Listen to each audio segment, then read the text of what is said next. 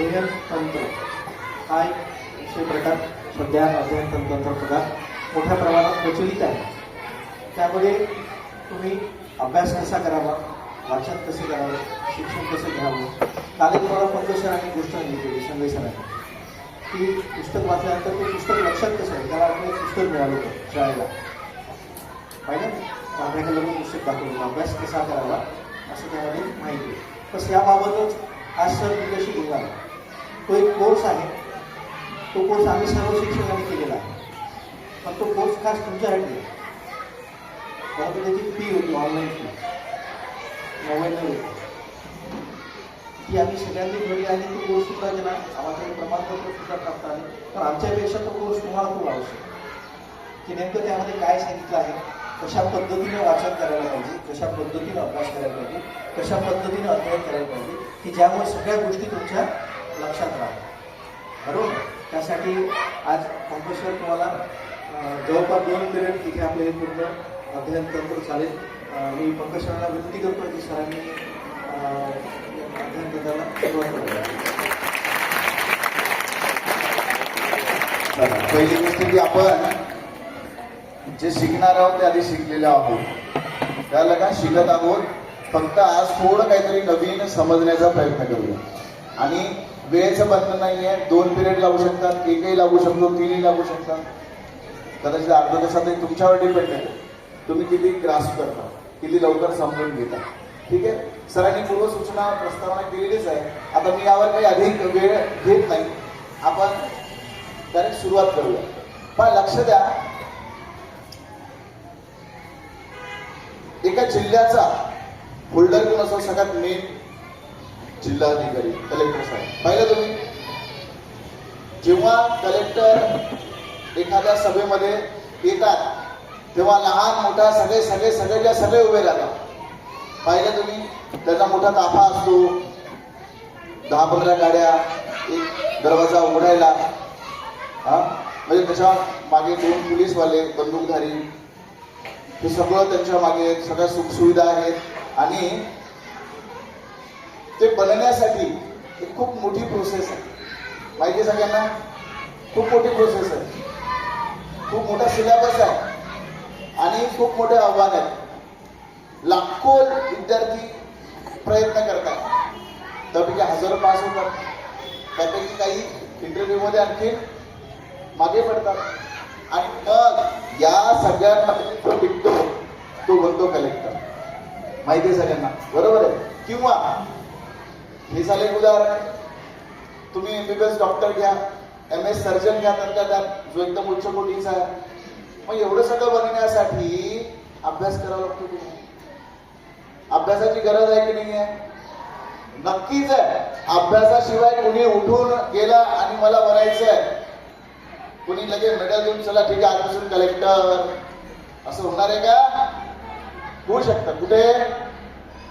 स्वप्नामध्ये होऊ शकतं की नाही? काल स्वप्नात तर मी कलेक्टर बनलो होतो, फिरलो इकडे तिकडं, आणि उठल्यावर मला कोणी विचारायला तयार नाही. असं होतं की नाही? पण आपल्याला जर का खरंच बनायचं असेल तर ती प्रोसेस समजून घ्यावी लागणार आहे. आणि त्यासाठी लागणाऱ्या गोष्टी, त्यासाठी लागणाऱ्या टेक्निक्स, ज्याला आपण मराठीमध्ये तंत्र म्हणतो, ते समजून घेणं आवश्यक आहे. बरं, कलेक्टर कुणाला बनायचं आहे? Very good. 4-5 जणांना कलेक्टर बनायचं. डॉक्टर कुणाला बनायचं आहे? 4-5 जणांना डॉक्टर बनायचं आहे. इंजिनियर कुणाला बनायचं आहे? 10, 15, 20, 25 जणांना इंजिनियर बनायचं. बाकीच्यांना काय बनायचं आहे? काय बनायचं?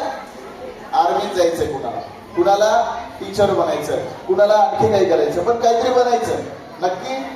मग यासाठी मला सांगा, एवढा मोठा अभ्यास आहे, मग एवढा मोठा अभ्यास करणं सोपं आहे का? नाही आहे. किंवा तुमचा पाठ्यक्रम घ्या. आपण दूर जाण्यापेक्षा आपण आपल्या वर्षातला आपला जो पाठ्यक्रम आहे त्याची चर्चा करूया. बऱ्याच जणांची कंप्लेंट असते, त्या दिवशी मी थोडी चर्चा केली होती, की वाचलेलं लक्षात राहत नाही. रातभर गायली गीता आणि सकाळी म्हणतो रातचा गोंधळ बरा होता. कारण की काय वाचलं हे आपल्या डोक्यात राहत नाही. तर त्यासाठी काही टेक्निक्स आहेत, काही तंत्र आहेत, ते आज आपण इथे शिकणार. इथपर्यंत कळालं सगळ्यांना? म्हणजे अध्ययन कसं करायचं, वाचन कसं असलं पाहिजे, वाचलेलं लक्षात कसं राहील याची एक प्रोसेस आहे. आणि ती प्रोसेस समजून जर का आपण त्या पद्धतीनं वाचन केलं किंवा त्या पद्धतीनं अध्ययन केलं, त्या पद्धतीनं अध्ययन म्हणजे काय, अभ्यास, स्टडी जर का केली तर बहुतांश भाग हा आपल्या डोक्यामध्ये स्टोअर राहणार आहे, सेव्ह राहणार आहे. जशी कम्प्युटरमध्ये एखादी फाईल आपल्याला सेव्ह करावं लागते, नाहीतर ती उडून जाते. उडतंय की नाही? मग आपण केलेलं काम आपल्याला पहिले सेव्ह करावं लागणार आहे. आणि त्या सेव्ह करण्याची जी प्रोसेस आहे त्याला म्हटलेलं आहे SQ3R. त्या तंत्राचं नाव काय आहे? Very good. अरे वा, तुम्हाला लगेच कळालं. आम्हाला कळायला 2 दिवस लागले शिक्षकांना, तुम्हाला एका मिनिटात कळालेला आहे. सगळ्यांनी कोर्स केलेला, जेवढे आपले शिक्षक आहेत नाही सगळ्यांनी हा कोर्स केला. आणि मुलांसाठी खूप महत्वाचा आहे म्हणून आपण हा तुमच्यासाठी राबवतोय. तर प्रत्येकाला 100 रुपये खर्च करून तो कोर्स करून घेणं पॉसिबल होणार नाही, हा एक विचार मनात ठेवला. आणि संपूर्ण ज्या बाबी तिथे सांगितल्या जातील त्या तुमच्यापर्यंत पोहोचल्या जाणार नाही, म्हणून हा शाळेने घेतलेला निर्णय आहे किंवा एक तुमच्यासाठीचा नवीन उपक्रम आहे. तर आपल्या टेक्निकचं नाव काय आहे? SQ3R. त्यामध्ये S पण आहे, Q आहे आणि R किती आहे? 3R आहे. मग प्रत्येकाचं विश्लेषण करणार आहोत. S म्हणजे सर्वे करणे. S म्हणजे काय? सर्वे. सर्वेचा बरं, सर्वे नाव ऐकले सगळ्यांनी? नगरपालिकेचा सर्वे किंवा तुमच्या घरावर आणखी कोणत्या आरोग्याचा सर्वे, सर्वे नंबर, असं जवळपास सगळ्यांनी ऐकलं असेल. किंवा सर्वे म्हणजे काय याची कल्पना देखील बऱ्याच जणांना असेल. तर पहिली पायरी आपली आहे S for survey. S for survey, सर्वेक्षण करणे. बरं, त्यानंतर दुसरी पायरी Q म्हणजे क्वेश्चन. Q म्हणजे काय? क्वेश्चन. आणि त्यानंतर 3R पहा कोणकोणते 3R आहेत. पहिले रीड. आता तिसऱ्या नंबरला वाचन केलं. रीड म्हणजे काय? वाचणे. रीड म्हणजे काय? म्हणजे वाचताना नुसतं लगेच वाचू नका म्हणतो. पहिले काय करा, त्याचा सर्वे करा, मग क्वेश्चन करा, मग रीड करा, मग रिसाइट करा. R for recite. रिवाइज करणे म्हणतो आपण, पुनरावृत्ती करणे म्हणतो आपण, ठीक आहे. आणि शेवटची पायरी आहे आर फॉर रिव्ह्यू. जे वाचलंय ते रिकॉल करायचं. एक शब्दांनी त्याला रिकॉल करणे. कळलं? बरं, त्याचं विस्तारित आपण समजून घेणार. मध्ये मध्ये मी प्रश्न पण विचारणार बरं का.